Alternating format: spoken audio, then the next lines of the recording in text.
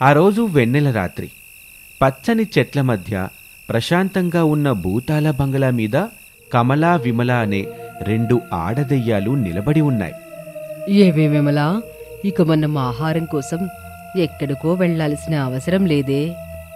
అవునే కమల, మన ఈ భూతాల బంగ్లాని శారద అనామిక అనే అత్తాకోడళ్ళు కొన్నారు. తొందరలోనే వాళ్ళు ఇక్కడికొస్తారు. మన ఆకలి తీర్చుతూ మన చేతుల్లో చస్తారు అని ఆ 2 దెయ్యాలు నవ్వుకుంటూ ఉంటాయి. మరుసటి రోజున ప్రసాదు రమేష్లు మాట్లాడుకుంటూ నవ్వుతూ ఆఫీస్లోకి వస్తారు. ఇక అప్పుడే మేనేజర్ కృష్ణ బొక్కేని వాళ్ళకిస్తాడు. ఈ బొక్కే ఎందుకు కృష్ణ? గోల్డెన్ బంగ్లాని కొన్నారు కదా సార్ అని చెప్పగానే ప్రసాదు రమేష్లు ఆశ్చర్యంగా కృష్ణను చూస్తారు. కృష్ణ ఆ చూపులు గమనించి, అదేంటి సార్ అంత షాకింగ్గా చూస్తారు? కావాలంటే ఈ పేపర్ చూడండి అని చెప్పి ఒక న్యూస్ పేపర్ని చూపిస్తాడు. గోల్డెన్ బంగ్లాని సొంతం చేసుకున్న రిచ్ అత్తాకోడళ్ళు అని హెడ్డింగ్ ఉన్న పేపర్లో వార్తని చదువుతాడు రమేష్. అది చదవగానే ప్రసాద్కి కోపం వస్తుంది. మేనేజర్, మీరెళ్ళి మీ పనులు చేసుకోండి, వెళ్ళండి. అలాగే సార్ అని చెప్పి మేనేజర్ అక్కడి నుంచి వెళ్ళిపోతాడు. ఇక ప్రసాద్ ఆవేశంగా, బాబు రమేషు, వెంటనే మీ అమ్మకి ఫోన్ చెయ్యి అని చెప్పగానే రమేషు 2-3 సార్లు ఫోన్ చేయడానికి ట్రై చేస్తాడు. కానీ అవతల నుంచి ఎలాంటి రెస్పాన్సు లేదు. ఈ అత్తాకోడలు ఏమనుకుంటున్నారు అసలు? మనకు తెలియకుండా ఆ గోల్డెన్ బంగ్లాని ఎలా కొంటారు? అది పేరుకే గోల్డెన్ బంగ్లా, కానీ అందులో దెయ్యాలు కాపురం ఉంటున్నాయి. అది భూతాల బంగ్లా, దెయ్యాల బంగ్లా. నాన్న, మీరు ఆవేశపడకండి. అమ్మవాళ్ళు ఫోన్ లిఫ్ట్ చేయటం లేదంటే ఖచ్చితంగా గుడికెళ్ళుంటారు. పదండి, మనం అక్కడికే వెళ్దాం. సరే పదా బాబు, గుడికెళ్ళి వాళ్ళ సంగతేంటో చూద్దాం అని ఆఫీస్ నుంచి ప్రసాదు రమేష్లు కారులో బయలుదేరుతారు. గుడి ఆవరణలో ఒకచోట అత్తాకోడళ్ళు శారద అనామికాలు కూర్చొని ఉన్నారు.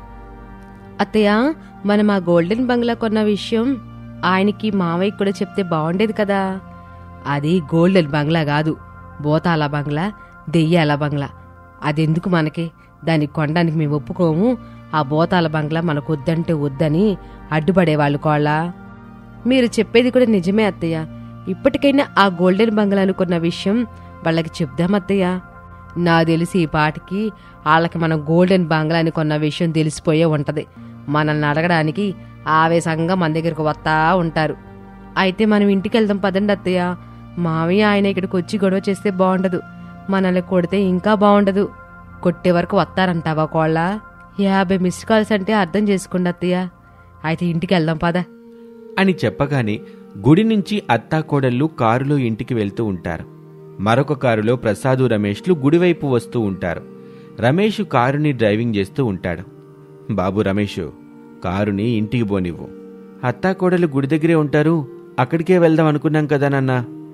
వండర్లే బాబు, మన 50 మిస్డ్ కాల్స్ చూసి ఈ అత్తాకోడలికి విషయం అర్థమై ఉంటుంది. బయట పరువు పోగొట్టుకోవడం ఎందుకని ఇంటికెళ్ళే ఉంటారు, నువ్వింటికే పోనివ్వు. అలాగే నాన్న అని చెప్పి రమేష్ కారుని ఇంటివైపు పోనిస్తూ ఉంటాడు.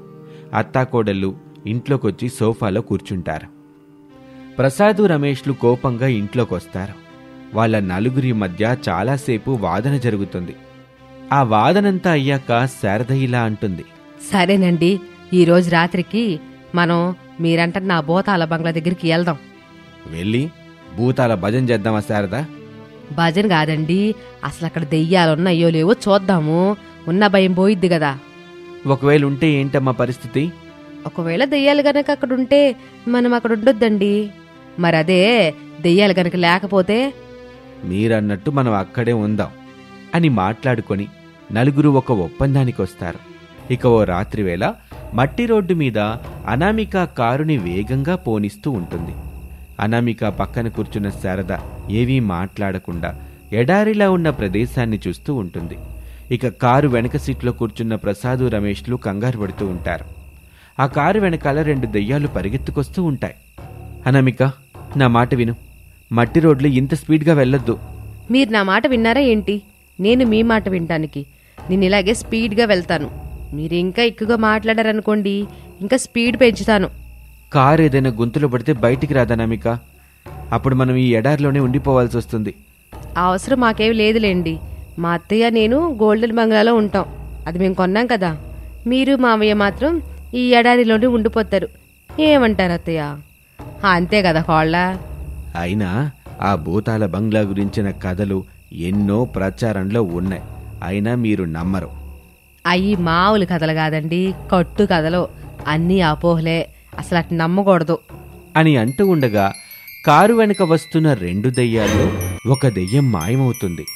కారుని వేగంగా పోనిస్తున్న అనామికకి దెయ్యం సడన్గా ఎదురుపడుతుంది.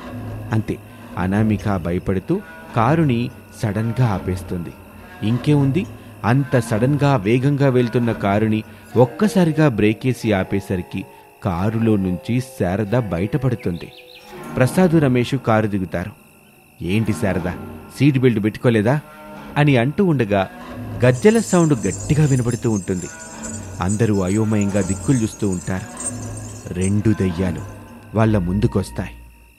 వీడు నావాడు, నాకు బాగా నచ్చాడు అని ఒక దెయ్యం రమేష్ చేతిని పట్టుకుని లాగుతూ ముందుకు వెళ్ళిపోతూ ఉంటుంది. అది చూసి అనామిక కూడా రమేష్ వెనకాలే పరిగెడుతూ ఉంటుంది. వదలవే, ఆయన వదులు, లేదంటే నిన్ను ఏం చేస్తానో చూడు. నువ్వు నన్ను ఏమీ చేయలేవే అని కొంచెం దూరం వెళ్ళి రమేష్ను వదిలిపెట్టి దెయ్యం మాయమవుతుంది. అనామిక ఆయాసపడుతూ రమేష్ దగ్గరికి వచ్చింది. రమేష్ని తీసుకుని కారు దగ్గరికి వచ్చింది.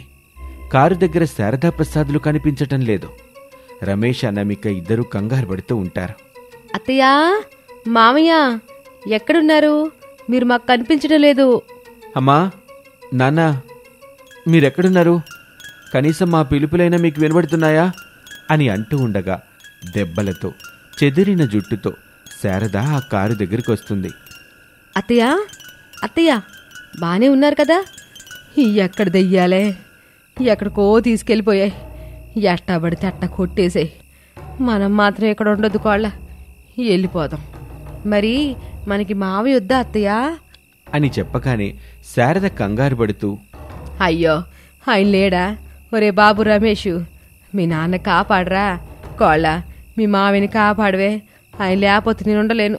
ఓ దెయ్యాలారా, మీరు మా ఆయన్ని ఏం చేయబాకండి. ఒకవేళ ఆయన్ని చంపెత్తి నన్ను కూడా చంపేయండి అని శారద అంటూ ఉండగా చిరిగిన చొక్కాతో ప్రసాదు కారు దగ్గరికి వస్తాడు. 2 దెయ్యాలు వాళ్ళ చుట్టూ తిరుగుతూ గట్టిగా నవ్వుతూ, ప్రాణాలతో ఉండాలంటే భూతాల బంగ్లా దగ్గరికి రావద్దు. ఇంకా ఇక్కడే ఉన్నారంటే చస్తారు, పారిపోండి అని చెప్పి గట్టిగా నవ్వుతూ ఉంటాయి. శారద, అనామిక, ప్రసాదు, రమేష్లు కారులో కూర్చుంటారు. అంతే, కమల దెయ్యానికి తుమ్మొస్తుంది. గట్టిగా తుమ్ముతుంది. ఆ తుమ్ముతో అనామిక ఆ దెయ్యాల కాళ్ల వైపు చూస్తుంది. ఆ కాళ్ళు హీల్స్ వేసుకొని పట్టీలు పెట్టుకొని ఉంటాయి.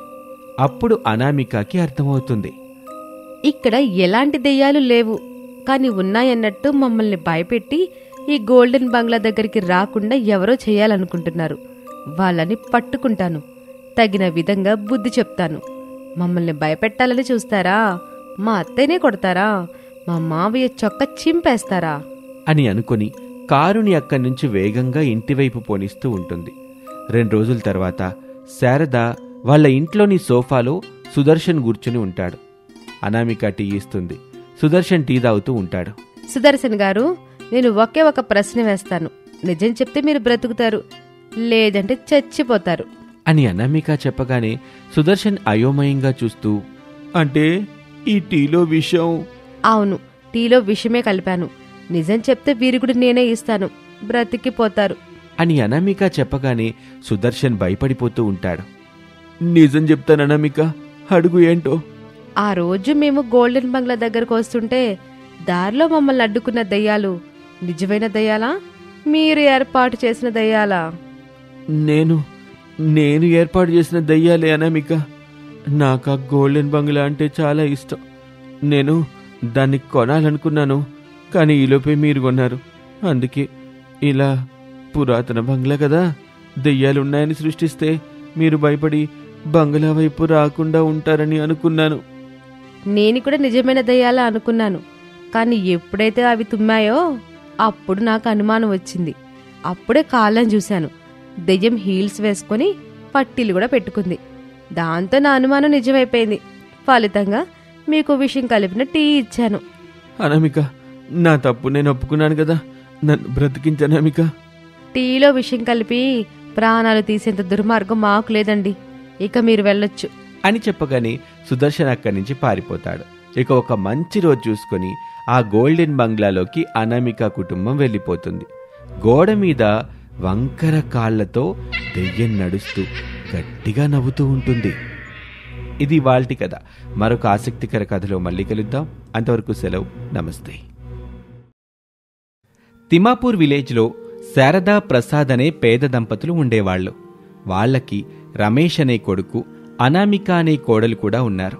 అంతేకాకుండా హరీషు, భవ్య అనే మనవడు, మనవరాలు కూడా ఉన్నారు. అందరూ కలిసి కూలిపోవటానికి సిద్ధంగా ఉన్న ఒక పాత ఇంట్లో ఉంటారు. ఆ రోజు కూడా అడవి నుంచి చీకటి పడుతూ ఉండగా వెదురు బొంగుల్ని కొట్టుకొచ్చాడు ప్రసాద్. అరుగుమీద ఉన్న నిన్నటి వెదురు బొంగుల్ని చూసి శారదా, శారదా అని పిలవగానే శారద ఇంట్లో నుంచి బయటకొచ్చింది. ఏంటి పిలిచారు? చెప్పండి. ఏమిటే ఇవి? మీ నిన్న కొట్టుకొచ్చారుగా ఎదురు బొంగులు, అయ్యే ఇయ్యి. నాకు కళ్ళు మంచిగానే కనిపిస్తున్నాయి శారదా. వాటిని చూస్తుంటే నిన్న నేను వాటిని అడవి నుంచి కొట్టుకొచ్చిన వెదురు బొంగులని అర్థమవుతుంది. కానీ వాటిని చూస్తుంటే నీకెట్టంటే అనుమానం రావటం లేదా? ఎంతకి మీకొచ్చినాను అని ఏంటో చెప్పండి. నిన్న నేను కొట్టుకొచ్చిన వెదురు బొంగులు ఇంకా ఇంటి దగ్గరే ఉన్నాయంటే కోడలు వెదురు బొంగుల్ని సరిగ్గా వాడడం లేదన్నమాట. అయ్యో అట్టనబాకండి. నిప్పు కనలో మండుతున్న ఈ ఎండని సైతం లెక్క చేయకుండా అనామిక అరుగు మీద కూర్చొని బొట్టలు అల్లుతానే ఉంది. బుట్టలల్లితే పూర్తిగా వెదురు బొంగులు అయిపోవాలి. మరెందుకు అయిపోలేదు? నేను రేపు మొత్తం అల్లి చూపిస్తాను చూడు అని అంటుంటే పేదకోడలు అనామిక పిల్లల్ని తీసుకుని ఇంటికొచ్చింది. పిల్లలు ప్రసాద్ని చూసి, తాతయ్య, అడవి నుంచి నాకేం తీసుకొచ్చావు? చెప్పు తాతయ్య, అన్నయ్యకేం తీసుకొచ్చావు, నాకేం తీసుకొచ్చావు అని చెప్పగానే, ఏమా కోళ్ళ, ఇంట్లో నుంచి ఓ పళ్ళిని తీసుకురా అలాగే మావయ్య అని చెప్పి అనామిక ఇంట్లోకి వెళ్ళి ఒక పళ్ళెని తీసుకొచ్చి ప్రసాద్కిచ్చింది. ప్రసాదు ఒక వెదురు బొంగులో ఉన్న మామిడి పళ్ళని ఆ పళ్ళెంలో వేస్తాడు. వాటిని చూసి హరీషు, భవ్యలు చాలా సంతోషపడతారు. పిల్లలు, వేసవి సెలవులు కదా, చదవకుండా ఉండొద్దు. రోజుకో గంట సేపు చదువుకోండి. చదువు చాలా గొప్పది. అది మీ నాన్న రమేష్ తెలుసుకోలేకపోయాడు. అందుకే నాలాగే కూలోడుగా బతుకుతున్నాడు అంటూ బాధపడుతూ చెప్తాడు ప్రసాద్. అది చూసిన శారద, అయ్యిందేదో అయ్యింది, ఇంకా దలుచుకుని బాధపడ్డం ఎందుకు చెప్పండి. పిల్లలు, ఈ పళ్ళు తింటూ ఉండండి. నేను స్నానం చేసుకొచ్చి కథలు చెప్తాను. సరే తాతయ్య అని పిల్లలు తాతయ్య తీసుకొచ్చిన నేరేడు పళ్ళని తింటూ ఉంటారు. ప్రసాదు మరొక వెదురు బొంగుని ఇస్తూ, అమ్మా కోళ్ళ, ఇందులో మరిన్ని నేరేడు పళ్ళున్నాయి, మీ అత్తా కోడలిద్దరు తినండి అని చెప్పి అక్కడి నుంచి వెళ్ళిపోతాడు. ఇలాగే రోజులు గడుస్తూ ఉంటాయి. కోడలు అనామిక ఇంటి దగ్గరే ఉంటూ మావగారు ప్రసాద్ అడవి నుంచి తెచ్చిన వెదురుతో బుట్టలు అల్లుతూ ఉంటే వాటిని రమేషు, ప్రసాదులు అమ్ముతూ ఉంటారు. ఒకరోజున అమ్మిన డబ్బుల్ని శారదకిచ్చాడు ప్రసాద్. శారదా, ఇదిగో ఈరోజు బుట్టలమ్మగా వచ్చిన డబ్బు తీసుకో అని చెప్పగానే శారద ఆ డబ్బుల్ని తీసుకుంటుంది. మానింటిని చూశారా? ఇల్లు ఎట్టాగుందో. రోజు చూస్తానే ఉన్నానుగా, ఈరోజు కొత్తగా చూడ్డాకేముంది? చూడండి, తెలుస్తుంది. ఎప్పుడు కూలిపోతుందని భయంగా ఉంది. ఏం చేద్దాం చెప్పు శారదా. మన బతుకులే అంతంత మాత్రం, మన సంపాదన అంతంత మాత్రమే. మనం బతకాలి. వచ్చే ఖర్చుని, పోయే ఖర్చుని భరించుకోవాలి. నిలువు నీడ సరిగ్గా లేకపోతే ఎట్టా ఉంటాం చెప్పండి? ఎక్కడుంటాం?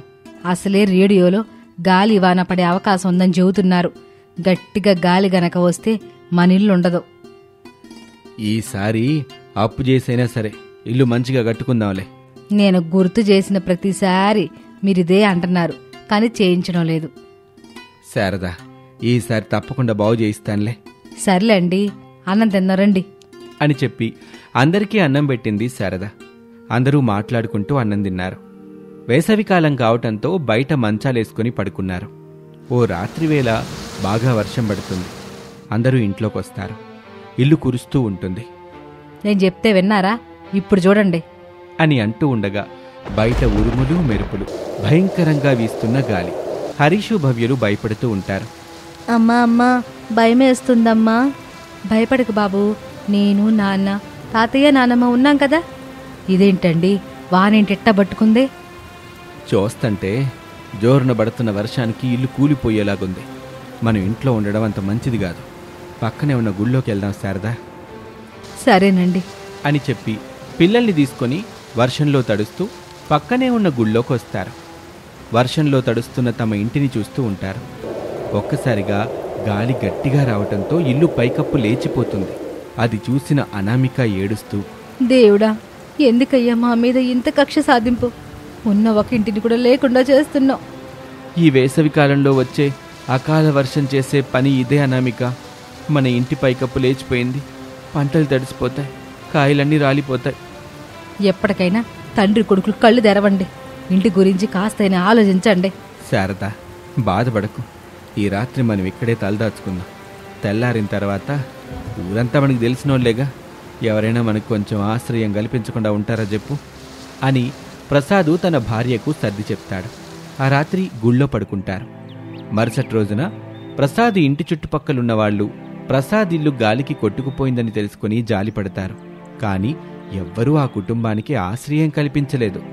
పక్కింటి పిన్ని సుభద్ర ఇలా అంటుంది. ఏమనుకోకమ్మ శారదా, మా ఇంటికి చుట్టాలొస్తున్నారు.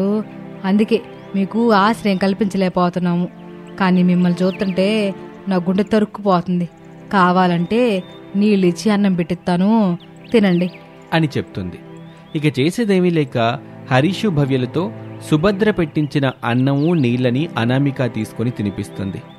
పైకప్పు లేని ఇంటి దగ్గరికి ప్రసాదు రమేష్లు వచ్చి బాధపడుతూ ఉంటారు. అనామికకేమో కోపం వస్తూ ఉంటుంది. పిల్లలకు అన్నం తినిపించిన తర్వాత రమేష్ దగ్గరికి వస్తుంది అనామిక. తప్పుగా అనుకోకండి మావయ్య. ఏవండి, నేను ఎప్పటి నుంచో ఇంటి గురించి చెప్తానే ఉన్నాను కదా. అప్పుడు పట్టించుకోకుండా ఇప్పుడు బాధపడుతున్నారు. నేను కూడా మీ మావయ్యకి చెబుతానే ఉన్నాను కోళ్ళ. ఏ నడైనా మన మాటలో ఈ తండ్రి కొడుకులు పట్టించుకుంటే కదా. సమయానికి మనకి అందుబాటులో గుడుంది కాబట్టి బ్రతుకున్నాం. లేదంటే మనందరం ఏమైపోయేవాళ్ళం. అనామిక, నువ్వు అమ్మ చెప్తే సరిపోతుందా? ఇంటిని సరిచేయడానికి డబ్బులుండక్కర్లేదా? మన దగ్గర డబ్బులు ఎప్పుడుంటాయి? ఎప్పుడూ ఉండవు. చూడమ్మా కోళ్ళ, అన్నీ తెలిసిందానివి. నువ్వు కూడా ఇట్ట వెటకారంగా మాట్లాడితే ఎట్టా చెప్పు? మీకు వెటకారమే కనబడుతుంది మావయ్య. మా అత్తా కోడళ్ళ బాధ మాత్రం మీ కళ్ళకి కనిపించదు కదా. సరే కోళ్ళ, ఇంటిని సరిచేయటం మా తండ్రి కొడుకుల వల్ల కాలేదు. మీ అత్తా కోడల వల్ల అవుతుందా చెప్పండి? మావయ్య, ఇక్కడ మీరు వేరు మేం వేరు కాదు కదా. ఇది మన అందరి ఇల్లు, అందరి కోసం కట్టుకున్న ఇల్లు కదా. అందుకోసమే కదా అనామిక, అప్పు చేసైనా సరే ఈసారి ఇంటిని బాగు చేయించాలని నేను నాన్న అనుకుంటున్నా.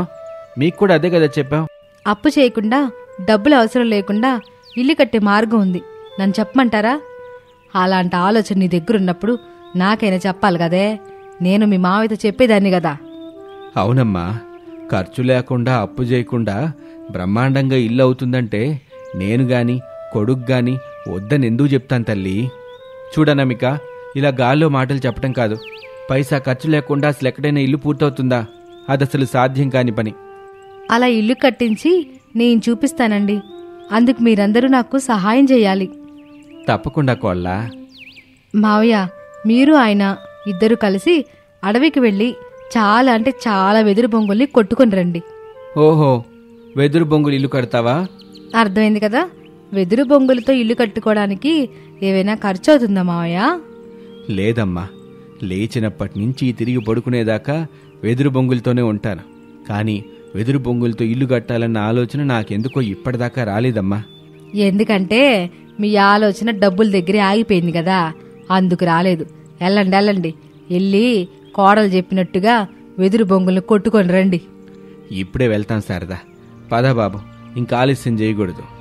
సరేనన్నా అని రమేషు ప్రసాదులు గొడ్డలు తీసుకొని అడవికి వెళ్తారు. చాలా వెదురు బొంగులు నరికి ఇంటికి తీసుకొస్తారు.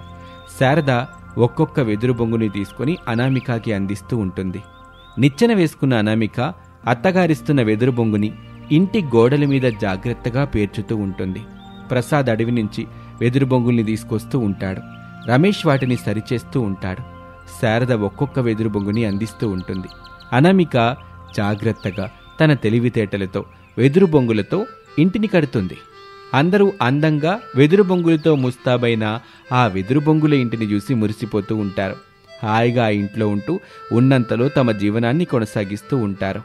ఇప్పటి వరకు వెదురు బొంగులతో పాడైపోయిన ఆ ఇంటిని బాగు చేసుకోవచ్చు అన్న ఆలోచన ఇన్నాళ్ళు వాళ్ళకి రానందుకు ఒకంత బాధపడినప్పటికీ అనామిక తెలివిగా ఎంతో గొప్పగా ఆలోచన చేసి ఖర్చు లేకుండా ఎవరినీ అప్పడకుండా పాడైపోయిన వాళ్ళింటిని వెదురు బొంగులతో ఒక సరికొత్త ఇంటిగా ఊరిలో అందరి దృష్టి ఆ ఇంటి మీదే పడేలా తయారు చేసింది. దాంతో ఆ కుటుంబం ఆనందిస్తూ సంతోషంగా తమ జీవనాన్ని ఆ వెదురు బొంగుల ఇంట్లో కొనసాగిస్తూ ఉంటారు.